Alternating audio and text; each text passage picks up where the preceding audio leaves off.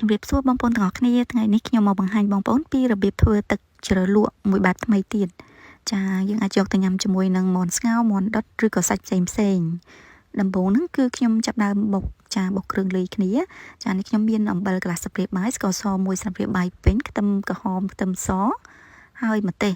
ចាបន្ទាប់មកខ្ញុំមានទឹកដោះគោខាប់ហ្នឹង2ស្លាបព្រាបាយចាបងប្អូនចង់ផ្អែមឬក៏ចង់សាបថែមថយទៅតាមនឹងបន្ទាប់មកខ្ញុំមានម្រេចគ្រាប់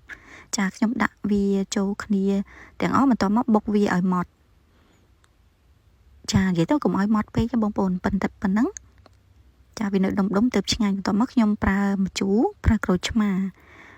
នេះខ្ញុំដាក់ប្រហែលជា2 2កន្លះបងប្អូនចាច្បាច់ចូលគ្នាហើយកូរច្បល់ចូលគ្នាជាការស្រេចបងប្អូនចាបន្ទាប់មកគឺបងប្អូនអាចភ្លក់មើលហើយថែមថយរសជាតិទៅតាមចំណង់ចំណូលចិត្ត